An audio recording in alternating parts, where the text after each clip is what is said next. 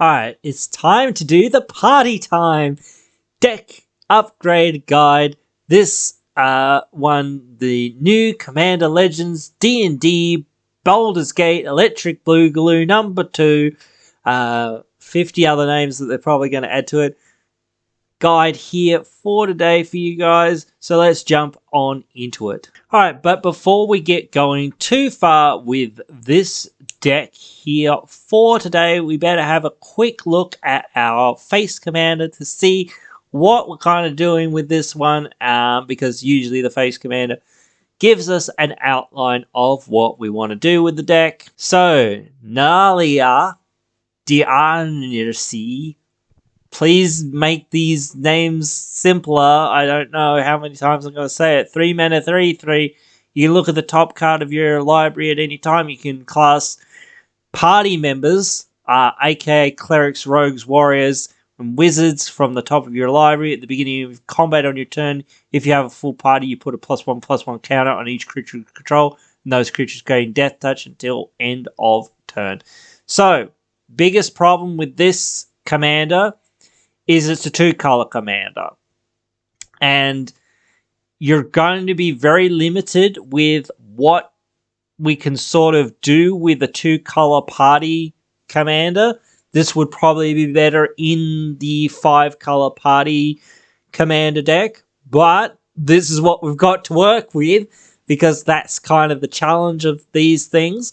So we better get along and get going and have a look at the deck list and see what we can see within there that we might want to take out, though we might not have many options because, well, there's only so many options. But just before we get into the video for today, if you are enjoying the content that I'm putting out there, please do consider subscribing, turning on that notifications. It really helps us out.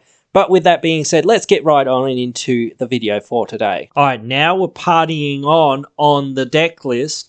And for the millionth time that I'm going to have to say all of these things, which again I'm going to have to for the last deck as well, or whatever, up to the last deck, all the prices are in flux, guys. The prices are in flux. No one knows what these new cards do.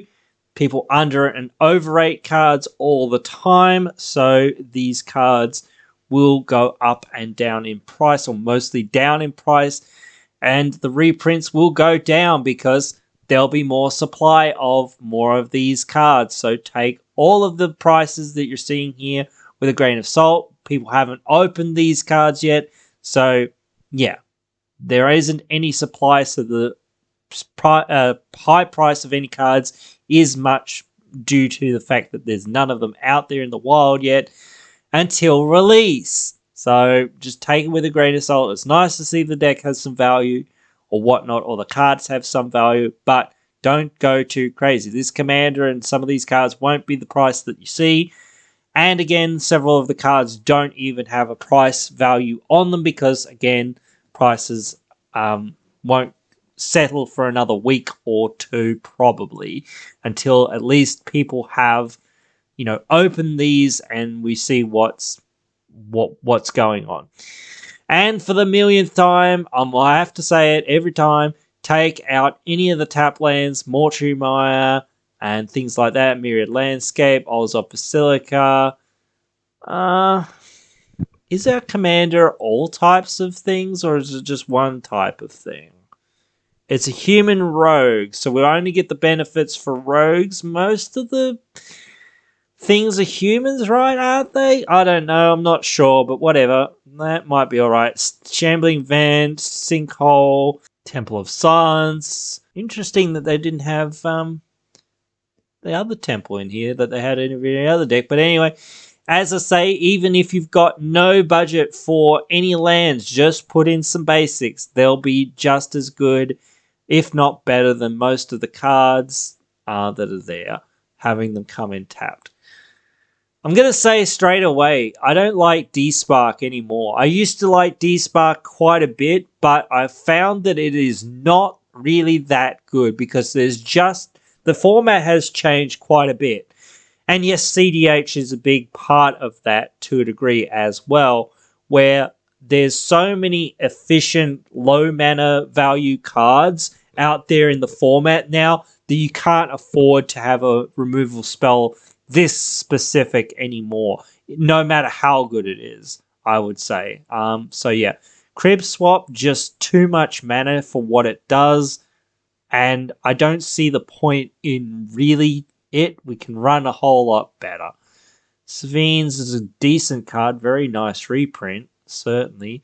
Unbreakable Formation is okay. We could do more than this. And that, it's a decent board wipe, that's fine. Austerity's Command's fine. For the Grave's okay. I'm seeing that we actually have like 3 board wipes, though we're a creature deck, so that's interesting. But you're trying to take advantage of some of these board wipes, I'm assuming, in saying that most of your creatures are small, or you're only going to keep your best stuff or whatnot. It's not that amazing. It's alright. The problem with Party is getting that full thing, and then you only get such a little benefit. I understand what Skull Clamp is kind of doing in here to a degree, but this deck's probably a sacrifice deck, I'm guessing, or based on a sacrifice deck. I'm seeing a huge problem here, and it's not just like Maskwood Nexus should go. You've only got like 3 mana rocks here, dude. Like, what's going on? I can see like there's a whole bunch of like 1 and 2 drops over there and stuff, but still, geez. I would not want to play this deck without at least a couple more mana rocks in here somewhere, which is going to be tough, but again, need to find room for these sorts of things. Shapeshifters actually count as well. Warriors. I'm not high on Butcher of Malakir, though I guess I see what now this deck's kind of going for. So it's more of a sack deck kind of thing. Cleric, that's kind of cool. I don't understand this. I never understood this card. Calculating Lich. I just don't get it. You don't get any benefits out of this at all, so I just don't see it. Unearth's pretty decent. I don't love this, but I don't know. I don't know what you're doing with it. That's kind of a nasty card. That's really cool. Squad Commander's fine-ish. This is a small effect, but that's okay. And I do see that the curve is pretty low. Johnny's okay. That's okay. Grim Hireling's real good. Okay, so this is just like sack loops, value loops, flickering loops, things like that. Okay. What did our commander actually really want us to do? I don't understand why that's kind of the push for this. So it's interesting to see that this is the idea. Changeling Outcast doesn't do a whole lot, though it is a shapeshifter, and I guess we're low on members. So maybe Mom's okay. 8.5 tails. I wouldn't think that High Priest is that amazing. So that could go. Magus of the Balance is just a nuisance. We're going to be set back way more from this probably than anyone else, so wouldn't really think about it. We would have some warriors, so Selfless Spirit can be useful. Zorport's just here for the pings and life drain. Bishop, probably because we have a whole lot of less than 3 things.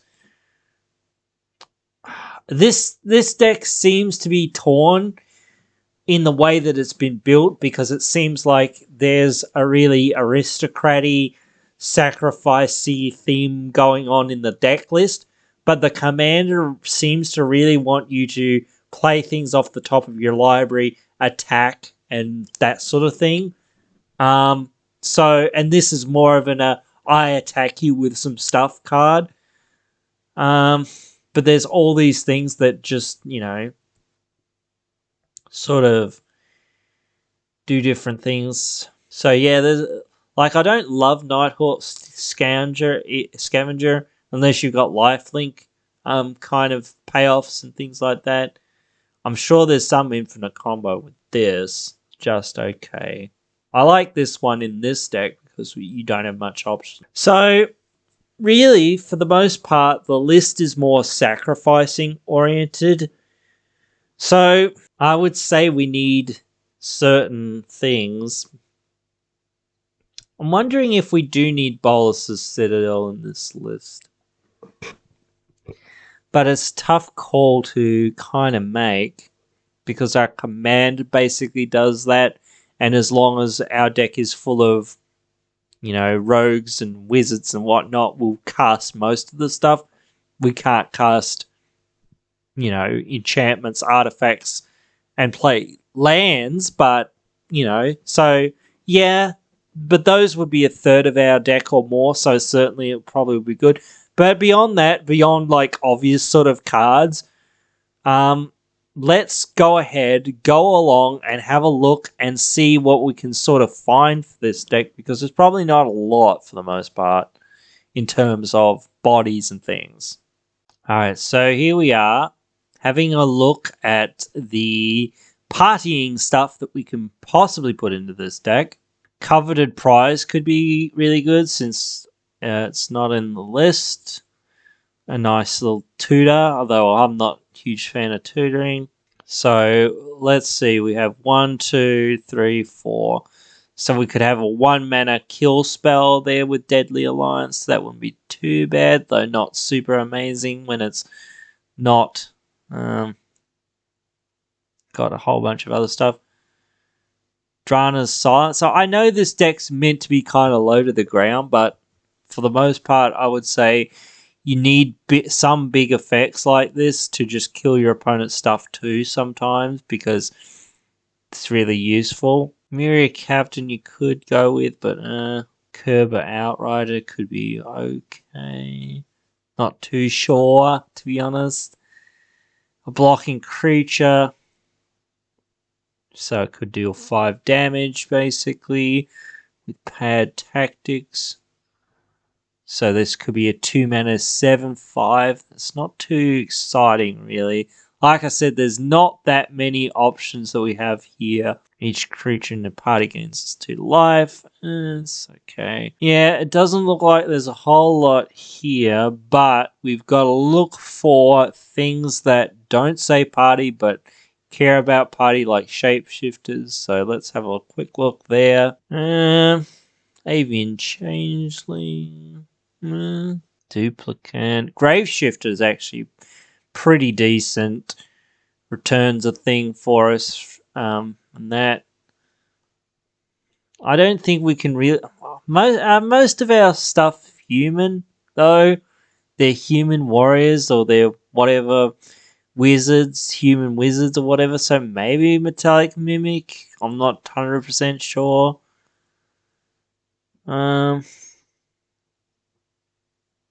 Certainly, again, there's not a whole lot here. So, yeah, it's tough, I tell you. Like,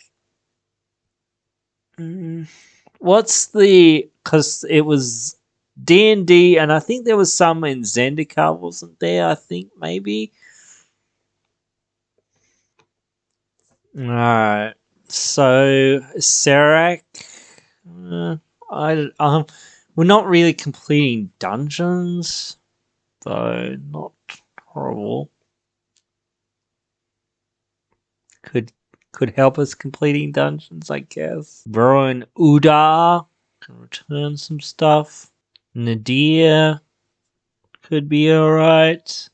Wow. Yeah, there's very little sort of stuff that I would consider, unfortunately. So that's pretty much it that I can sort of see. I know there are a couple of cards. I know that there's that Ox dude or whatever it is, basically a Manarok here somewhere. I think that, counts as a cleric, as a rogue, and as a whatever. all the things and the stuff. But beyond a few select cards here and there, it's really slim pickings. And that's what I mean by having a 2-color deck. This deck I don't think is going to be too popular because of that factor. A 2-color deck that's, trying to do this. If you're going down more of an aristocrats style of plan in your deck, then I think there are better commanders that you could be running.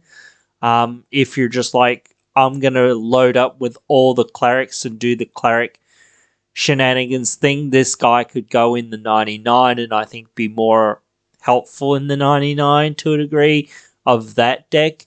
But for the most part, there's no real where to go with this because there's just not enough real party stuff or enough changelings, shapeshifters that really can do a whole lot for this archetype. So yeah, that's it until they create more stuff, really. So this deck is kind of hard to build in that regard.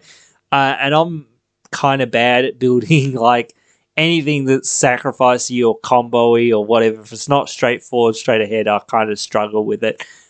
So yeah, but if you guys really want to see me do a more sacrifice based aristocrat style deck here somewhere, you can let me know. I will do it 100%.